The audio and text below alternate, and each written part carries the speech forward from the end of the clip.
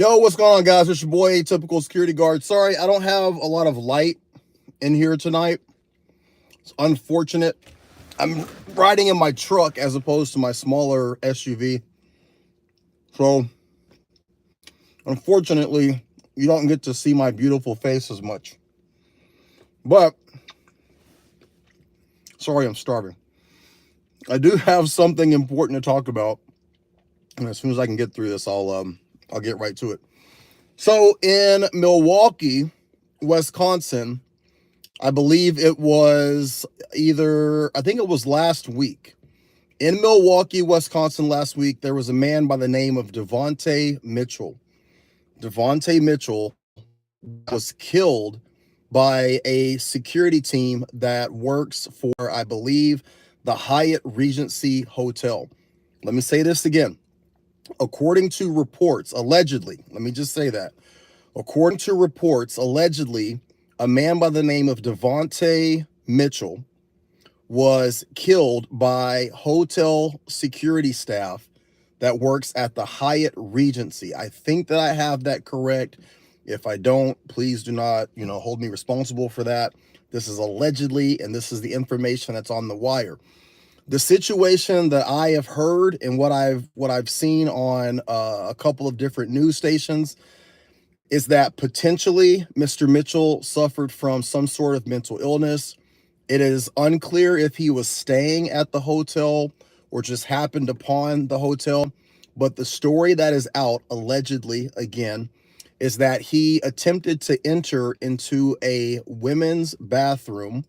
I don't know if in this women's bathroom there was a young girl or if there were female patrons of the hotel. But at some point in time, the security staff gets alerted to the situation. There's some sort of detainment, some sort of hands-on event, and Mr. Mitchell ends up being face down on the ground, being held down by what looks like either 4 or 5 security personnel. Now, while he's being held down, one of the security personnel has a collapsible baton, what looks to be a collapsible baton. Now, there were reports on some of the news outlets and on some of the YouTube channels that I've seen where they were saying that the security guard was striking Mr. Mitchell in the head with this baton. From the video that I've seen, that doesn't seem to be the case. What's happening is that the security guard is striking the asp baton on the ground, which is how you get it to recollapse, right? It does not look like he's actually striking this person on the head. However, when the police arrive and take control of the situation, the result is that Mr. Mitchell is dead, okay? So at the end of the day, the medical examiner has said that the cause of death is homicide. The issue is going to be whether or not the use of force was excessive or if it was justified. Now, here's the kicker. And this is where this situation and what we're going to talk about in this next little area is so important, because I try so hard to get this across to you guys. Optics is everything. At the point in time in which the security team have this person in like a 5-point hold and they're making this detainment, a lady from across the street starts to film. We talk about the fact that in private security, when you're working in this capacity, everybody has a camera. You're always being filmed. You're always on camera. The person that is collapsing the baton lifts his head up, sees this woman across the parking lot area, and she's filming with her cell phone. And he yells out to her, "This is what you get when you go into a women's bathroom. This is what happens when you go into a women's bathroom." I'm paraphrasing. That's similar to the quote. You would have to watch the video, but it's something along those lines. Guys, I cannot stress to you how important it is to set the narrative properly for why you're doing what you're doing. You never, let me say this again, you never, one more time for everybody in the back and anyone that listens to this somewhere down the road, you never, ever, ever make your actions seem, come off to be, or blatantly admit to them being reactionary or in some way a vigilante response to what someone has done. From the optics, you have a black man who is being held by 4 to 5 security personnel. From the optics, you have someone that is potentially mentally unstable. From the optics, you are alerting that you have some sort of issue or some sort of problem or some sort of feeling about men going into female bathrooms. Now, that might truly be how you feel. That might truly be your political stance. It might be your stance in terms of morals and ethics, but we are in 2024. That is an extremely hot button topic. And depending on where you are, it's something that's already been legislated and decided upon in terms of the legality of where people can be. If you say something like that, you are signaling that you are carrying out some sort of justice in that moment. And you're validating and justifying why you have this person on the ground and why you're doing what you're doing. I cannot stress to you how stupid that is. I am not here to tell any of you how you should believe. I'm not here to tell you what you should think, how you believe, what you should believe, what your feelings should be, what your politics should be. I am a staunch believer that everybody is entitled to their own beliefs, their own feelings about everything. However, when you're working, that is not the place to verbalize it. It's definitely not the place to verbalize it when you're holding someone down who is saying the phrase, "I can't breathe," while your team has their knees on his back and on his neck. Now, I came on here about a year ago. If it wasn't a year ago, it was 2 years ago. I would say it was probably 2 years ago.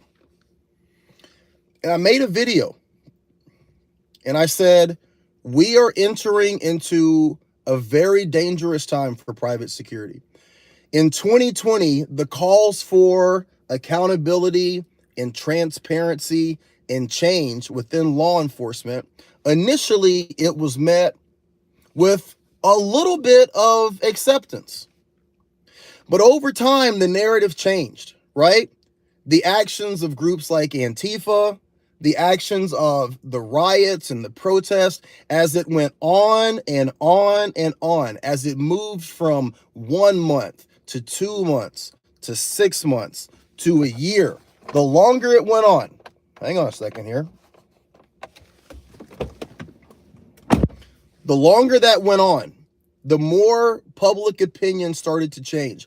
In a place like Portland, once we got through the initial defund movement and we got into 2021, 2022, people were tired of it because they started to see the result of police officers not showing up. They started to see the result of people not being prosecuted for what was called petty theft and petty crime. The ramifications that had on the city of Portland and for the people that live here. And I made a video where I said, I saw something very interesting.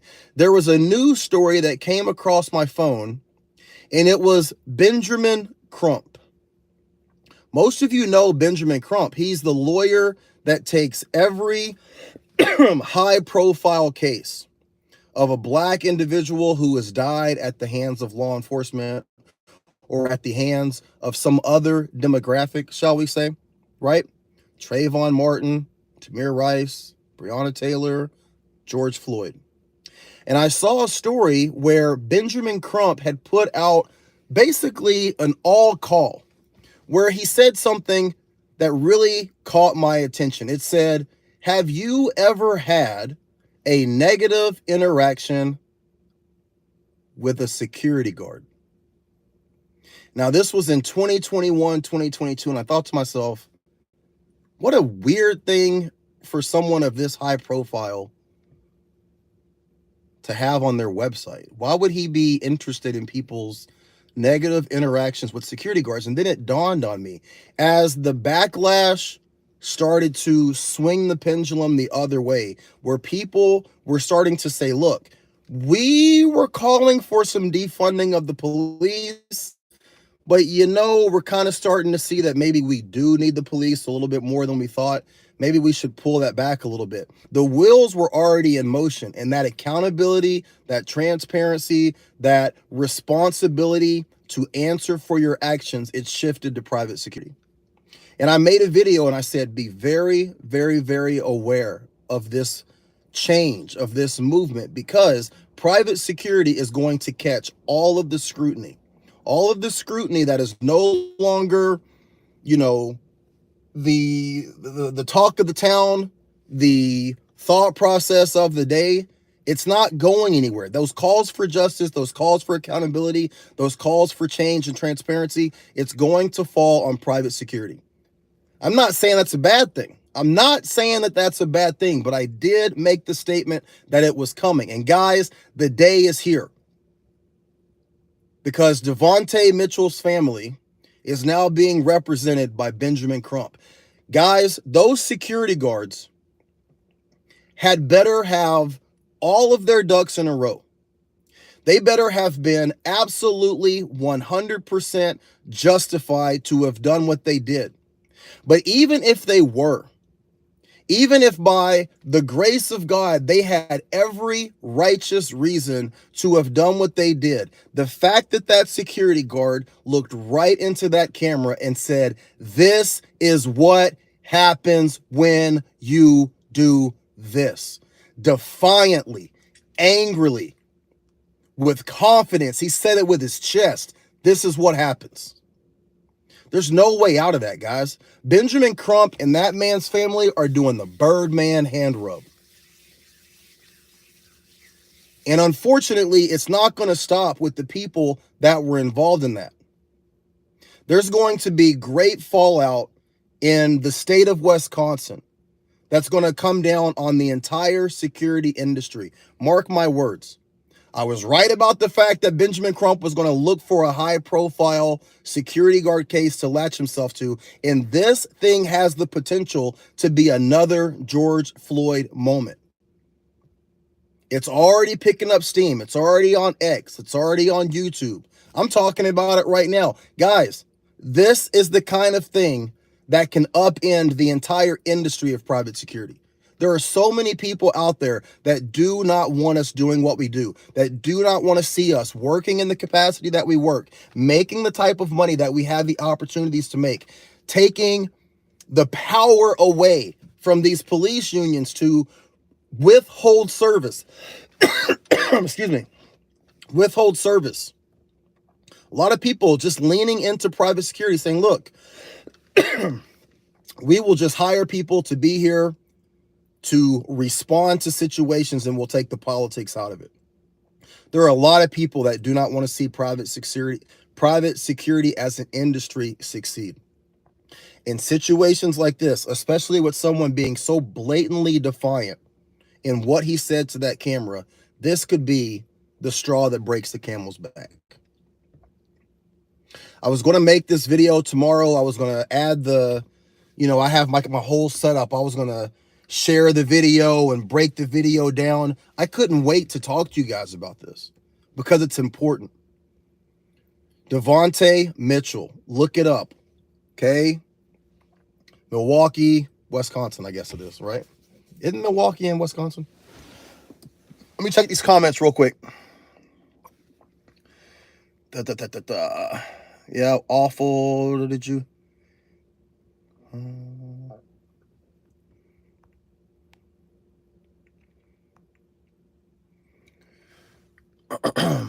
Yeah, you guys have to make sure that you're thinking about optics.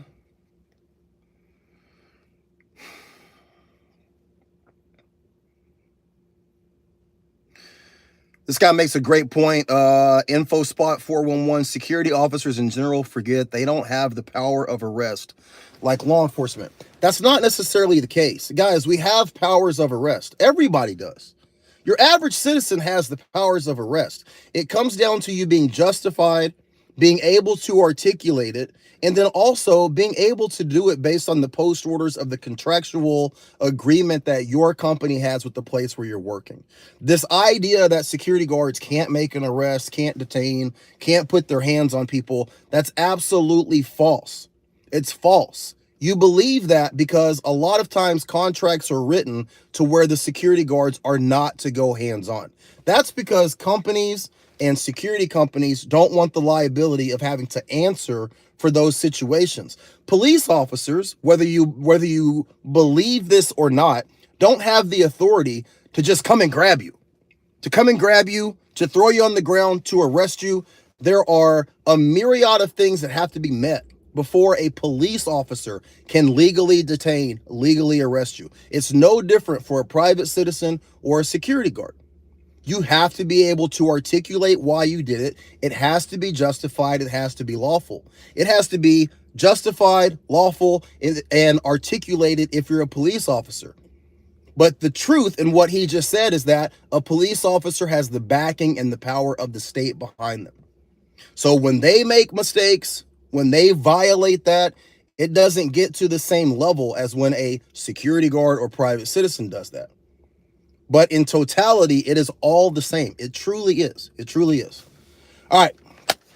Look up that situation. Devonte Mitchell, Milwaukee, Wisconsin. Guys, 2 points that I want you to remember. Number one, do not forget that you are being recorded. Number two, do not say stupid shit into the camera. Do not openly admit that you are creating a vigilante act or an act of revenge. That's not what you should be doing anyway. And if by some reason, by some idiot move, you've decided to do that, you should not be saying that on camera, right? That's absolutely asinine. You should not be doing that, number one. I want to make that very clear. Number two, you should not be saying that on camera. All right. And number three, this is going to have very far-reaching ramifications for all of security, in my opinion, in the state of Wisconsin. And unfortunately, if this thing gets out of control, gets big enough, gets enough steam, and I don't see any reason why it won't, it could have far-reaching implications for security across the country. Guys, please make sure you like, share, and subscribe to my channel. Check out my playlist on defensive tactics, de-escalation, gun retention, and knife as a secondary weapon. And if you want to support what we're doing, please check out my website, bonesandbrewsecuritygear.com. Again, that's bonesandbrewsecuritygear.com. Buy yourself a dope-ass security guard-based t-shirt or a morale patch and support what we're doing. As always, if you're working, watch your back, watch your six, and be great, all right? Be great.